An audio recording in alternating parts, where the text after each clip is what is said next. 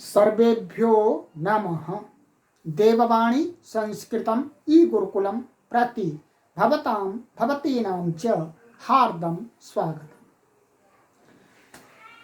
आइए मित्रों, आज हम वैयाकरण सिद्धांत कौमुदी के कारक प्रकरण की 26वीं कक्षा को पढ़ेंगे। मित्रों, जो भी महान भाव इस वैयाकरण सिद्धांत कौमुदी के संपूर्ण कारक प्रकरण को आरंभ से लेकर अंत तक पढ़ना चाहते हैं, वे सभी पाठक महान भाव देववाणी संस्कृतम इस ऐप को प्ले स्टोर से डाउनलोड करके यहाँ पर कोर्स बना हुआ है वैयाकरण सिद्धांत कौमुदी कारक प्रकरण, उसको खरीद करके परचेज करके ऑनलाइन सभी कक्षाओं को पढ़ सकते हैं। और अधिक जानकारी के लिए आप इस व्हाट्सएप नंबर पर संपर्क कर सकते हैं। चलिए आइए, गत कक्षा में मैंने आपको जो पढ़ाया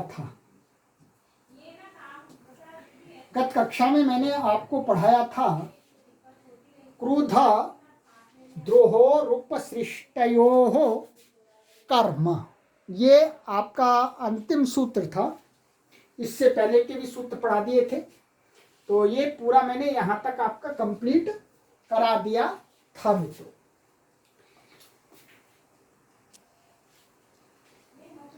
आगे सूत्र है आपका 577 राधीक्षोर्यस्य विप्रश्नः। यहाँ राधो ने राधी है, राधीक्षोर यस्य विप्रश्नः। ठीक है, ये अष्टाध्यायी के प्रथम अध्याय के चौथे पाद का 39वां सूत्र है मित्रों। तो आइएगा, इसका पदच्छेद है सीधा सरल सा। राधीक्षोः, ये आपका षष्ठी विभक्ति द्विवचनांत है। ये वाला पद राधीक्षोः, ये द्विवचनांत, षष्ठी विभक्ति द्विवचनांत है। यस्य षष्ठी विभक्ति एक वचनांत है। विप्रश्नः प्रथमा विभक्ति एक वचनांत है। ठीक है, चलिएगा, इसमें एक समास है, राधीक्षोः में समास है। तो राधीक्षोः में समास है आपका मैं करके आपको दिखला देता हूं, देखिएगा।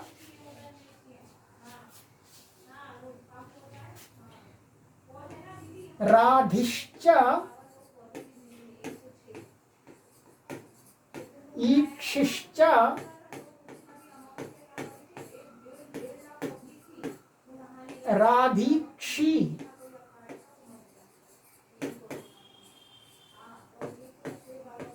राधीक्षी तयोः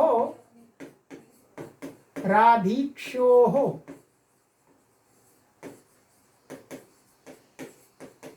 ये आपका इतरेतर योग द्वंद्व समास है। ठीक है, सरल है। राध, और वैसे राध और ईक्ष धातुओं को यहाँ पर कहा जा रहा है।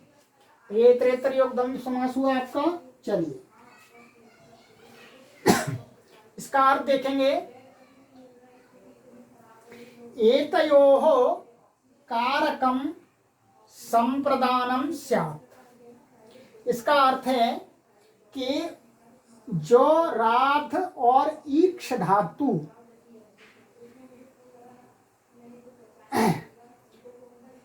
इनका वाक्य में जब प्रयोग होगा तो उनका जो कारक है, कौन सा कारक, उसको आगे बता रहे हैं कि यदि यो विविधः प्रश्नः क्रियते, कि जो उस कारक के अंदर जिसके विषय में भिन्न भिन्न प्रकार का प्रश्न किया जाता है, वह कारक मन क्रिया को संपन्न करने वाला संप्रदान कारक होगा। ठीक है, दोबारा देखिएगा। एतयोः राध और ईक्ष धातु का जो कारक होता है, जो कारक उसमें बनने में सीधा सहायक करेगा, वो इसमें बताया विप्रश्न, माने जिसके विषय में भिन्न भिन्न प्रश्न किया जाता है वह संप्रदान कारक होवे।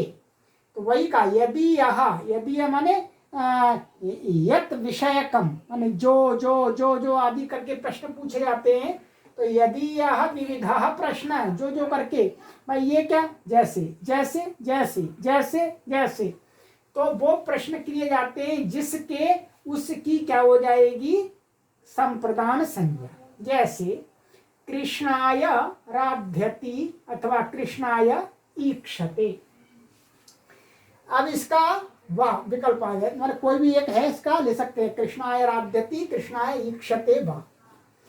अब क्या है, पृष्ठो गर्गाः शुभाशुभम पर्यालोचयति इत्यर्थ। इसका अर्थ है कि कृष्ण के बारे में जो गर्ग है, कोई ज्योतिषी, कोई ज्योतिर्विद है, उसको पूछा, तो वह उस कृष्ण के विषय में शुभाशुभ माने उसके पुण्य और अपुण्य, उसका क्या अच्छा होने वाला, क्या बुरा होने वाला है, उसका पर्याय लोचन करता है। भिन्न भिन्न प्रकार के प्रश्नों को पूछ करके कि भविष्य में क्या होने वाला है, तो क्या है, कृष्णाय, जिसके विषय में विभिन्न प्रकार के प्रश्न किए जाते हैं, तो वो कृष्ण के विषय में ज्योतिषी करता है और उसको बताता है। तो कृष्ण की हो गई संप्रदान संज्ञा, संप्रदान संज्ञा से चतुर्थी, संप्रदान से चतुर्थी हो गई। ठीक है, सरल है। अब आ जाइएगा आगे, सूत्र है प्रत्यांभ्याम शुवः पूर्वस्य कर्ता। ठीक है, प्रत्यांभ्याम ये आपका पंचमी व्यक्ति द्विवचनांत है, शुवः ये आपका षष्ठी विभक्ति एक वचनांत है, और पूर्व से षष्ठी व्यक्ति एक वचनांत है, कर्ता प्रथमा व्यक्ति एक वचनांत है। सरल है, इसलिए कुछ लिखने की आवश्यकता नहीं। यहाँ पर क्या है, ये प्रत्यांभ्याम शुभः, तो यहाँ प्रतिश्चांग च प्रत्यांगौ ताभ्याम प्रत्यांभ्याम, इतरेतर योग द्वंद्व समास है, और कोई इसमें समास नहीं है। तो प्रति और आंग ये क्या है, उपसर्ग हैं। तो प्रति और आंग पूर्वक जो शु धातु है, शु धातु का पूर्वस्य कर्ता, ये इसको पता, पूर्वस्य कर्ता होता, उसकी संप्रदान संज्ञा ये करने जा रहे हैं। आ जाइएगा, अर्थ देखिएगा तब क्लियर हो जाएगा। कहते हैं आभ्याम परस्य शृणोतेर योगे पूर्वस्य प्रवर्तनारूपस्य व्यापारस्य कर्ता संप्रदानम स्यात्।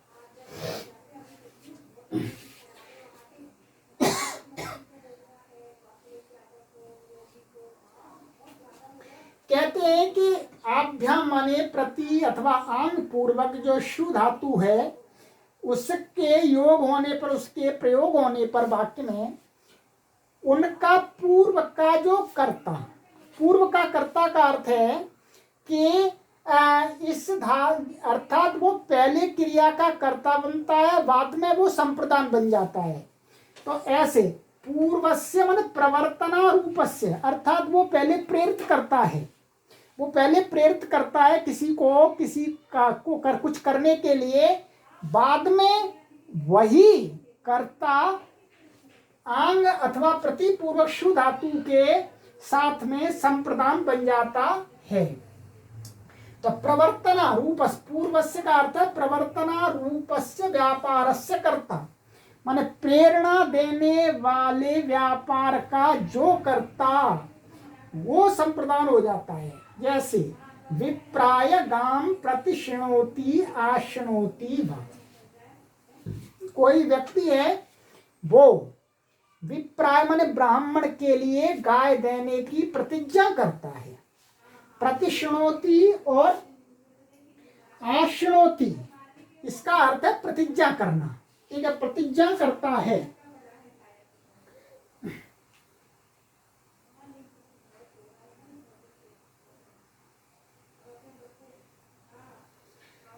तो अब देखिएगा, विप्राय गाम प्रतिशृणोति माने ब्राह्मण को गाय देने की प्रतिज्ञा करता है। यहाँ प्रतिपूर्वक श्रु धातु है और आंग पूर्वक श्रु धातु है, और विप्रया संप्रदान बन गया। अब ये पूर्व का कर्ता कैसी है ये समझना है आपको।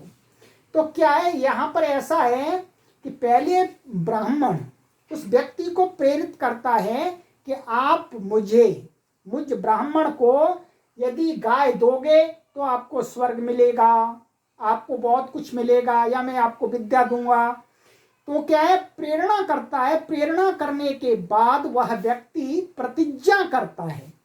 तो इसलिए प्रेरणा करने का कर्ता कौन है? विप्र, क्योंकि वही तो प्रेरित करता है उसको। तो उस पूर्व से कर्तम, पूर्व का जो कर्ता था उसकी इस वाक्य में क्या है, प्रतिपूर्वक शु और आंग पूर्वक शु धातु के साथ में संप्रदान संज्ञा हो जाती है। संप्रदान होने से क्या है, संप्रदान है चतुर्थी, संप्रदान से चतुर्थी हो गई। समझ में आना चाहिए, बिल्कुल भी रहना नहीं चाहिए, सरल है बिल्कुल। जैसे ये है आपका इसका अर्थ क्या है, विप्रेण मह्यम देहि इति प्रवर्तितः तत्प्रतिजानीते इत्यर्थः। विप्र के द्वारा मह्यम देहि इति प्रवर्तितः, माने विप्र के द्वारा पहले ऐसा प्रवर्तित हुआ गया और बताया गया कि भाई मुझे गाय दो तुम।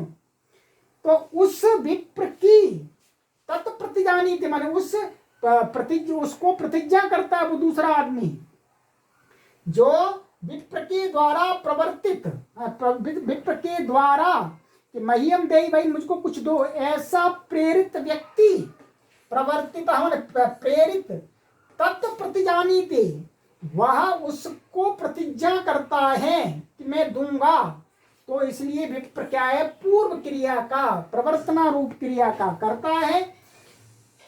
और यहां पर फिर प्रति और आंग पूर्वक यशु धातु होगी, तो फिर उसके साथ में वही विप्र क्या बन जाएगा, संप्रदान। सरल है बिल्कुल। चलिए